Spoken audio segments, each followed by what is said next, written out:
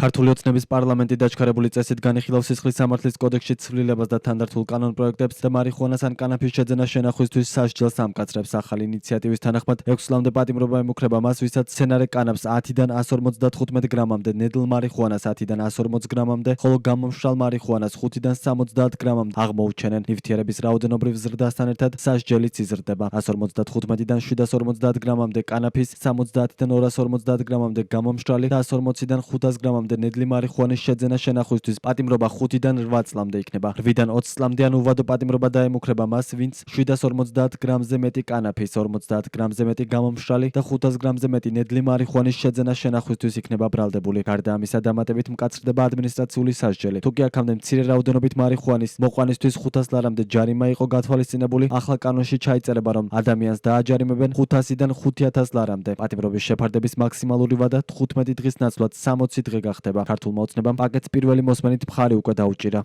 როგორც ცნობილია, საკონსტიტუციო სასამართლოს მიერ წლების განმავლობაში იქნა მიღებული იმგვარი გადაწყვეტილებები, რომლებმაც საბოლოო ჯამში ნარკოტიკული საშუალება მარიხუანის მოხმარებას და გავრცელებას შეუწყო ხელი. 2025 წელს ნარკოტიკული საშუალება მარიხუანა გაცილებით უფრო ზიანის მომტანი არის როგორც კონკრეტულად ადამიანისათვის, იწვევს ფსიქიკურ პრობლემებს, ფსიქოლოგიურ აშლილობებს და ფსიქიკურ აშლილობებს ამავდროულად შეიცავს ისეთ ნივთიერებებს, თუნდაც აბსოლუტურად გაზრდილია, შესაბამისად უფრო მავნებელი არის ადამიანისათვის, ამიტომაც მიზანშეწონილი არის, რომ საკონსტიტუციო სასამართლოს გადაწყვეტილებების